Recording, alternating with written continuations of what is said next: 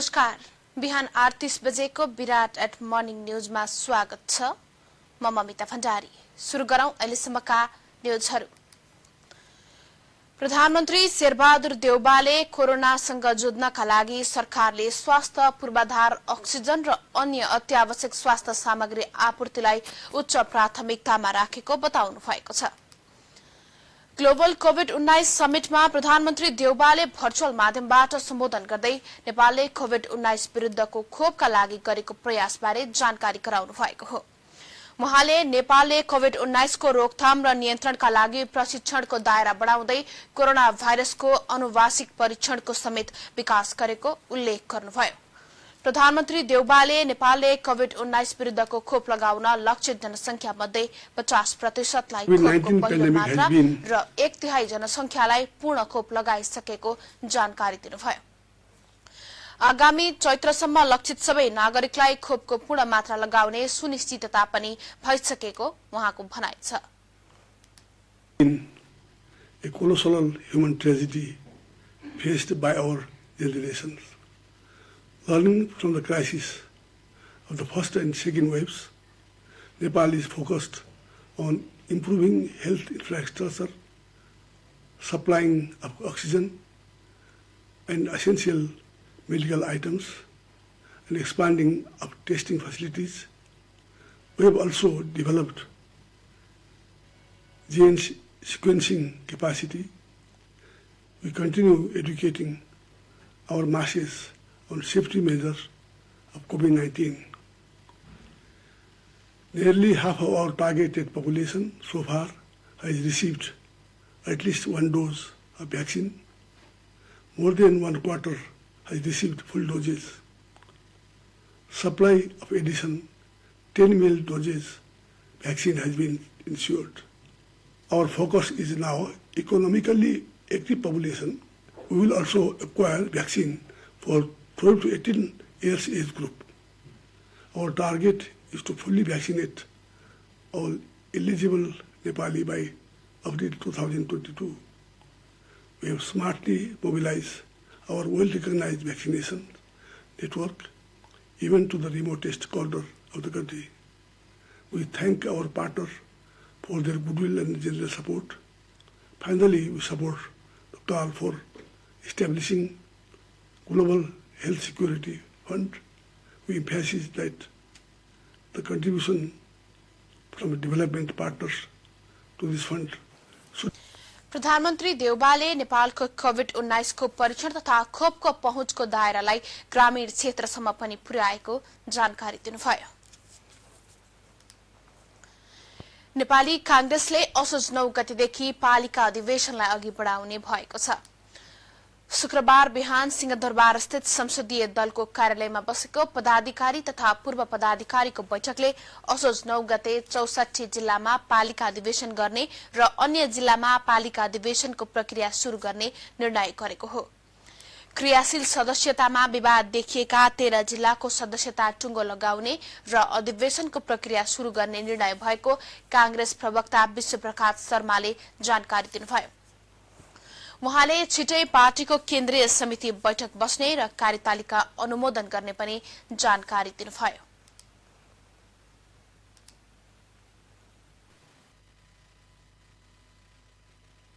साथीहरू, नेपाली कांग्रेस पार्टी 14औं महाधिवेशनको तयारीको क्रममा छ र यहाँहरू जान्नुहुन्छ कि वडा तहको अधिवेशन कतिपय जिल्लाहरूमा भइसकेका छन् र भोलि 9 गतेको लागि निर्धारित मिति छ पालिका अधिवेशनका लागि।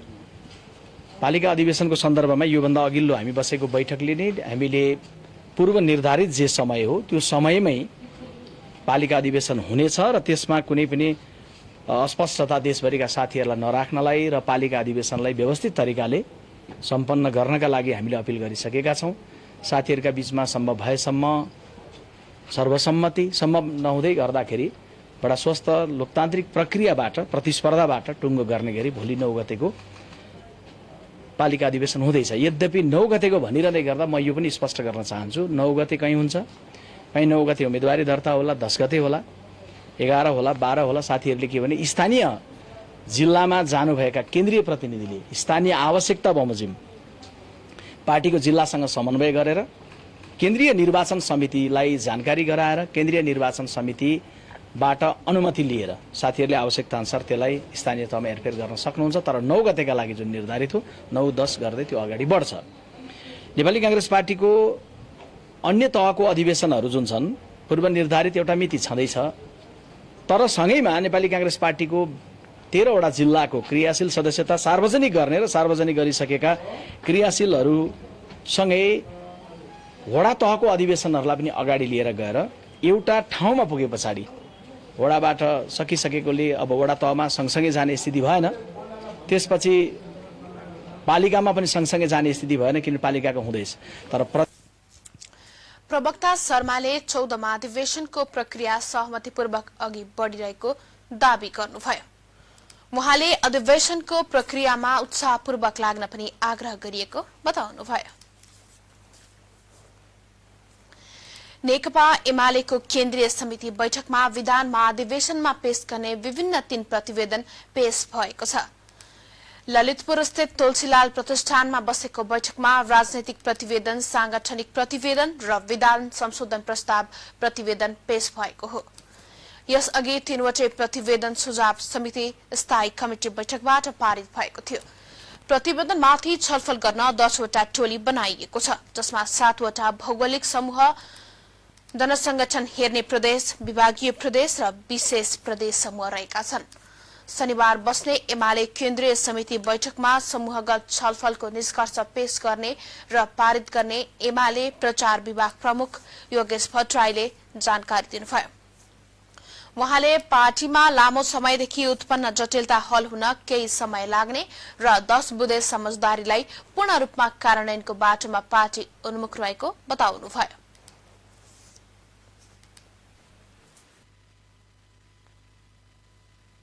मूलतः 3 वटा प्रतिवेदनहरू प्रस्तुत भएका छन्।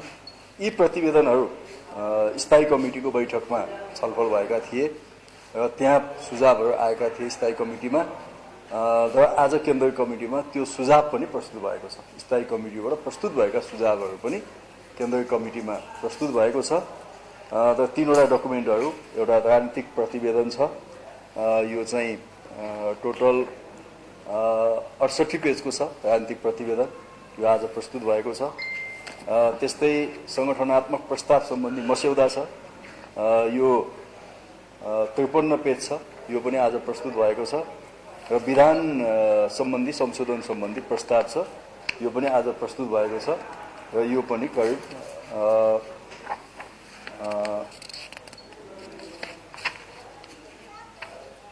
36 पेजको यो प्रस्तुत भएको छ। 3टा दस्तावेजहरू आज प्रस्तुत भएका छन्। र अब आजको बैठकले यो प्रतिवेदनमाथि छलफल गर्नको निम्ति 10 वटा विभिन्न समूह बनाएको छ।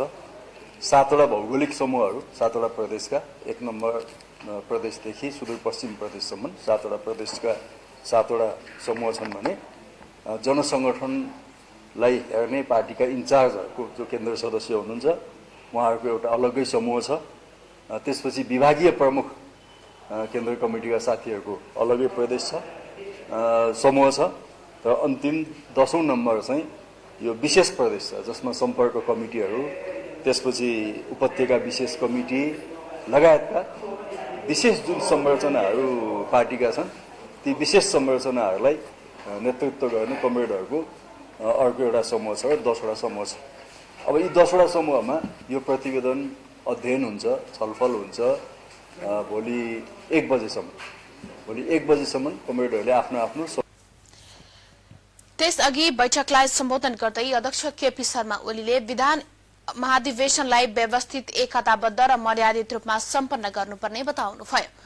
ओलीले विभिन्न प्रतिवेदनमाथि गहिरोमा पुगेर छलफल गरेर उपयुक्त निष्कर्ष निकाल्नुपर्ने धारणा राख्नुभयो।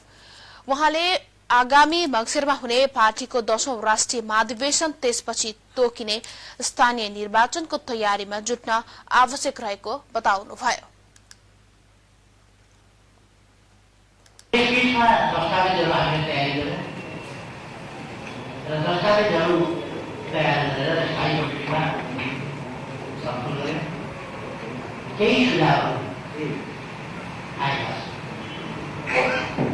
ती सुझावहरू अहिले त्यसलाई समावेश गरेर सरकारलाई पुनः कम्पोज गरेर पुनः व्यवस्थापन गरेर कमरेडरसम्म पुर्याउन सकिने अवस्था देखिँदैन। यसको विभिन्न ठाउँमा विभिन्न दस्तावेजको विभिन्नै ठाउँमा त्यसमा कतिपय कुरा इन्टरप्रेट गर्नुपर्ने हुनसक्छ। त्यसका लागि अलिकति समय चाहिने हो। फेरि हामीलाई विभिन्न अरू समयहरू अरू समस्याहरू पनि छ। ती कुराहरूले गर्दा हामी त्यसैमा मात्रै केन्द्रित गर्न सक्ने स्थिति रह्यो। जसर्थ कतिपय कमरेडरले त भर्खरै यहाँ आइसकेपछि मात्रै डकुमेन्ट हातमा प्राप्त भएको छ। केही कमरेडरले हिजो प्राप्त गर्नु होला र समय आजै प्राप्त गरेर त अध्ययन गर्नुभएको छैन भन्ने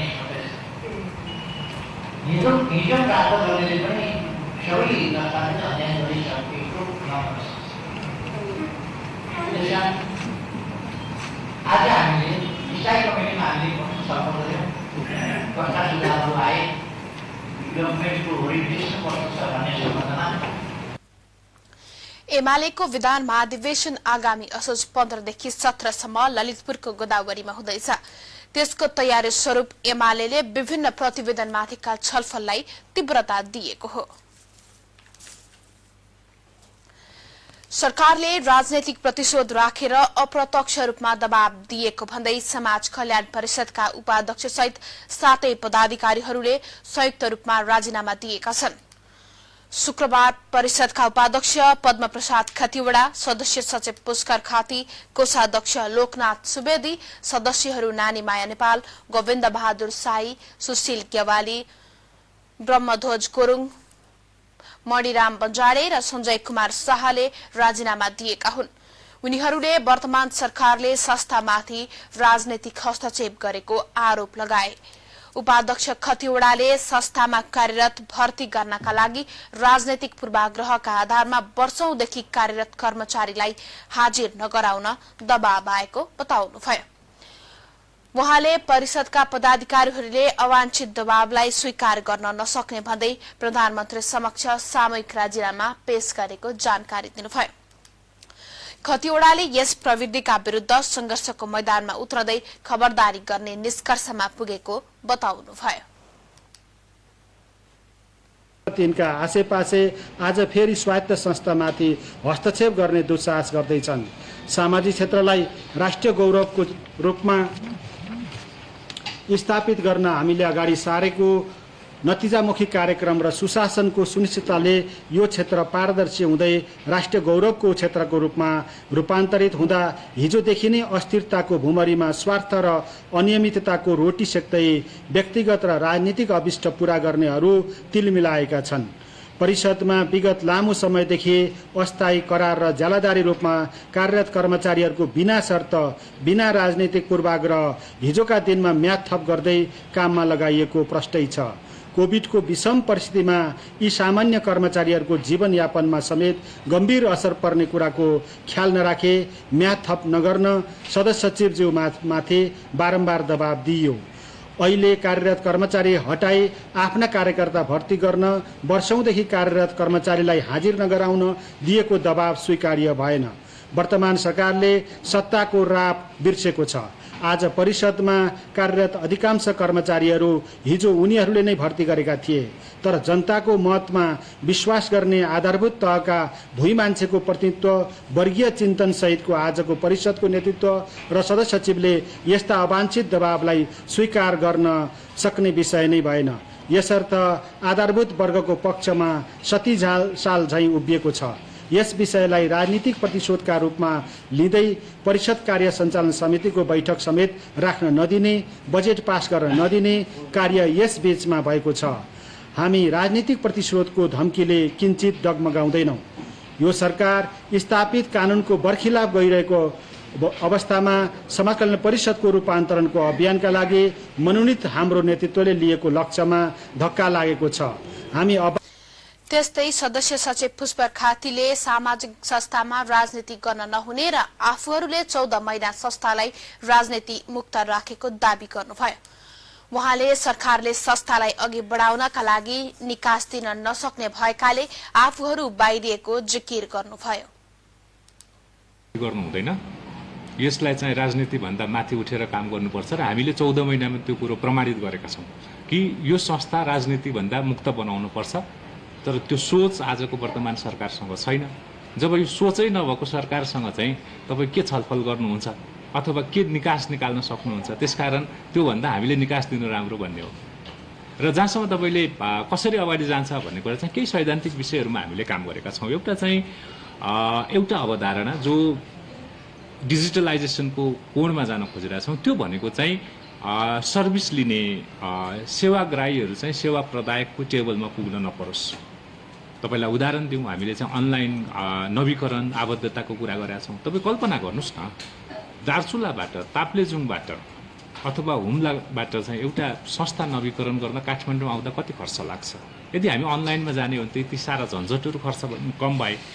त्यसो हुँदाखेरि चाहिँ त्यो खर्च कम लाग्यो। एउटा त्यो सुरुवात गरेका छौँ। अर्को चाहिँ तपाईँले अहिले पनि वेबसाइटमा हेर्नुहुन्छ, अघिल्लो वर्ष कति परियोजनाहरू स्वीकृत भए त्यो कुरा हामीले पब्लिक गरेका छौँ। हामीले ट्रान्सपेरेन्सीको चाहिँ एस्युरेन्स गरेका छौँ र एउटा सिस्टम डेटाबेस बनाएको छौँ कि प्रत्येक चौमासिकमा नेपालमा कति परियोजना स्वीकृत भयो, कहाँ स्वीकृत भए, कसका लागि स्वीकृत भए, के कार्यक्रमका स्वीकृत भए।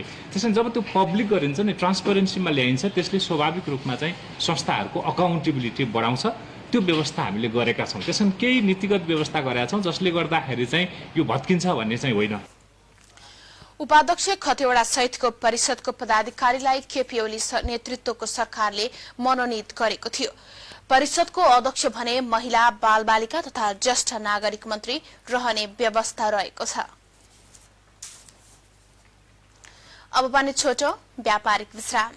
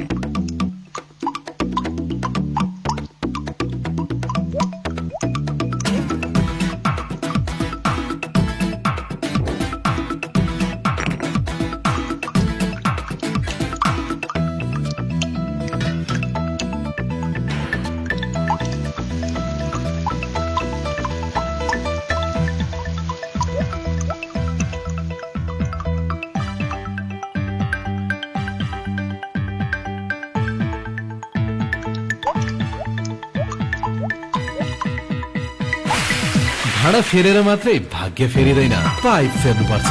जल CPVC pipes and fittings. No टकटकको दुःख जल छ, जीवन भरि चल्छ।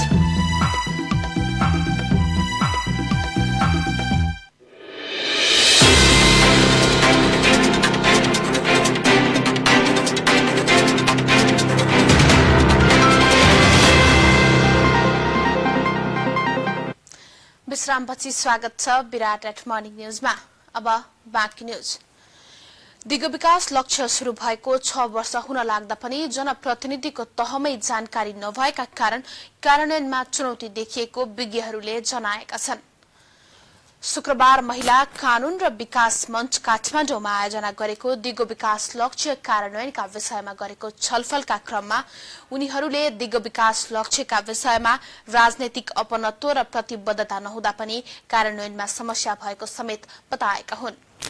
कार्यक्रममा दिगो विकास लक्ष्य राष्ट्रिय सञ्जाल नेपालका संयोजक दयासागर श्रेष्ठले जनप्रतिनिधिलाई जानकारी नहुँदा तहगत रूपमा समन्वय र योजना छनौट हुन नसकेका धारणा राख्नुभयो।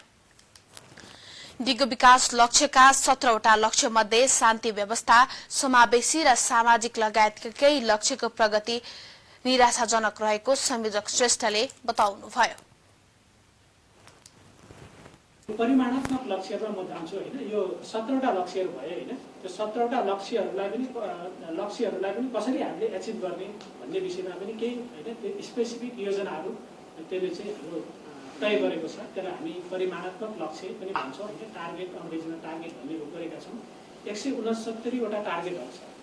यो 17वटा लक्ष्य, 169वटा टार्गेट र अनि त्यो लक्ष्यहरू पुरा भयो कि भएन हैन त्यो लक्ष्यहरू चाहिँ प्राप्ति भयो कि भएन भन्ने हिसाबले त्यसलाई मोनिटर गर्न सजिलो होस् भनेर 232 वटा चाहिँ विकासका सूचकहरू है अनुगमनका सूचकहरू पनि निर्धारण गरेको छ इन्डिकेटर भन्छ है 232 वटा सूचकहरू निर्धारण गरेको छ तर अब मैले अलिक पछि आउँदा यो नेपालको सन्दर्भमा चाहिँ 479 वटा हैन यो 232 वटा चाहिँ हाम्रो अन्तर्राष्ट्रिय सूचकहरू भए हैन अब हाम्रो नेपालको सन्दर्भमा चाहिँ अब नेपाल दिगो विकास लक्ष्य अनुसार सन् 2030 सम्ममा गरिबीलाई 5% मा झार्ने उल्लेख छ दिगो विकास लक्ष्य प्राप्तिका लागि वार्षिक रु 6 खर्ब थप बजेट आवश्यक पर्ने समेत विज्ञहरूले बताएका छन् अब आर्थिक न्यूज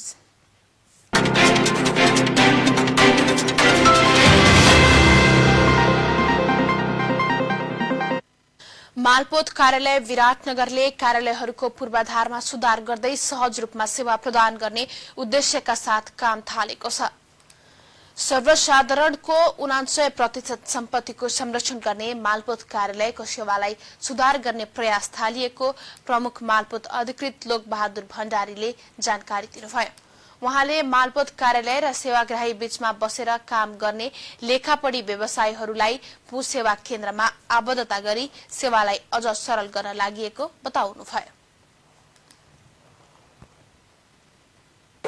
हामीले लागू गर्ने भनेको भू सेवा केन्द्र सञ्चालन निर्देशिका अनुसार भू सेवा केन्द्र लागू गर्ने हुन्छ त्यो भनेको हाम्रा लेखापढी सेन्टरहरू भू सेवा केन्द्रमा रूपान्तरण हुनेछन् त्यो भइसकेपछिको अवस्थामा सबै अनलाइन इन्ट्री हुनेछन् अनलाइन इन्ट्री भइसकेपछि अब हाम्रो हस्तलिखित अब पूर्जाको अन्त्य हुँदै कम्प्युटर प्रिन्टेड अब रोका फुकुवा त्यसलाई चाहिँ पूर्जा चाहिँ जारी हुन्छ त्यसबाट चाहिँ कस्तो हुन्छ भने दोहोरोको समस्या हदबन्दीको समस्या होइन अब रोका फुकाका समस्या चाहिँ सही समस्याहरू चाहिँ कमसेकम पनि व्यक्तिको सम्पत्तिलाई चाहिँ नियमनकारी निकायले दिएका सूचना तथ्याङ्कहरू पनि हामीले कम्प्युटरबाट हेरेर चाहिँ बढाउँछ त्यो भिडभाडलाई पनि त्यसले अन्त्य गर्नेछ त्यो भनेको अब हामी दसैँपछि हामी चाहिँ लागू गर्ने झापा बरुङ सुजले दसैँपछि लागू गर्ने हामी तयारीमा छौँ किनभने तालिम दिनु पर्यो हुन्छ सो कार्यालयले कार्यालयको कर्मचारीहरूलाई समेत सेवाग्राही प्रति बढी जिम्मेवारी बनाउने अभियान थालेको अधिकृत भण्डारीले जानकारी दिनुभयो उहाँले कार्यालयकै प्रमुखहरूलाई सेवाग्राहीले चिन्न नचाहेको परिस्थितिको अन्त्य गर्न कार्यालयको कार्यशैलीमा सुधार ल्याउन सुरुवात गरिएको बताउनुभयो मालपोत सेवा सुधारका लागि मालपोत अधिकृत मिलन दाहालको संयोजकत्वमा 9 सदस्यीय सुधार इकाई समेत गठन गरिएको अधिकृत भण्डारीले जानकारी दिनुभयो उहाँले अघिल्लो आर्थिक वर्ष 2077-78 मा विराटनगर मालपोत कार्यालयले जग्गा दृष्टि बन्धक र रजिस्ट्रेशन बापत 1 अर्ब 24 करोड़ रुपैयाँ राजस्व असुली गरेको जानकारी दिनुभयो अब खेलकुद न्यूज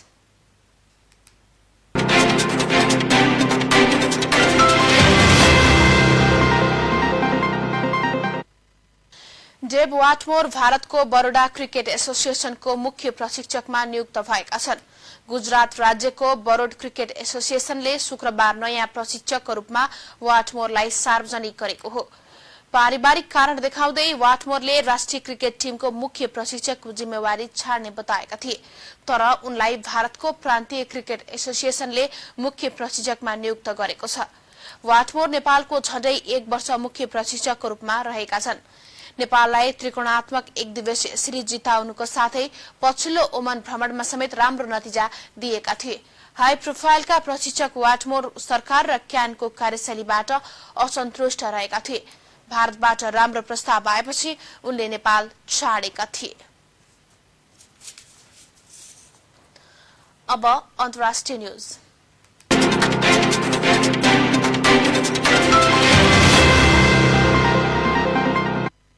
श्रीलंकामा शारीरिक रूपमा अशक्तता भएका 12 देखि 19 वर्षका बालबालिकाहरूलाई कोरोना विरुद्धको खोप लगाउन शुरू गरिएको छ राजधानी कोलम्बो उत्तर मध्य प्रान्त र उत्तर पश्चिम प्रान्तमा 12 देखि 19 वर्ष उमेर समूहका शारीरिक अशक्तता भएका बालबालिकालाई कोरोनाको खोप लगाउन शुरू गरिएको श्रीलंकाको सैनिक कमाण्डर तथा कोभिड-19 को रोकथामका लागि राष्ट्रिय परिचालन केन्द्रले जनाएको छ केन्द्रको मुख्य जनरल सावेन्द्र सिल्भाका अनुसार डाक्टरको अनुगमनमा फाइजर कम्पनीले उत्पादन गरेको खोप बालबालिकालाई लगाउन शुरू गरिएको हो बालबालिकाका लागि खोप अभियान अब देशभर नै सञ्चालन गर्ने तयारी भइरहेको उहाँले बताउनु भएको छ। श्रीलंकामा शारीरिक अपाङ्गता भएका अनुमानित 50,000 बालबालिकाहरू छन्। श्रीलंकामा राष्ट्रव्यापी वृहत खोप कार्यक्रम अन्तर्गत 20 वर्ष नागेका नागरिकका लागि खोप लगाइसकेको छ। त्यसका लागि त्यहाँका लगाइने र अनुमति पाएका प्रमुख खोप सिनोफार्म हो। यस्तै एस्ट्राजेनेका, फाइजर, मोडर्ना र स्पुत्निक भी लगाउने पनि अनुमति दिइएको छ। श्रीलंकामा अहिलेसम्म कुल 5,10,050 जनामा कोरोना संक्रमण पुष्टि भएको छ। त्यस्तै 12,448 जनाको ज्यान गएको छ। हवस् त बिहान 8:30 बजेको विराट एट मर्निङ न्यूज अहिलेलाई यति नै। विराट एट फटाफट न्यूजमा उपस्थित हुने नै छौं। तबसम्म मलाई पनि बिदा दिनुहोस्। नमस्कार, शुभ दिन।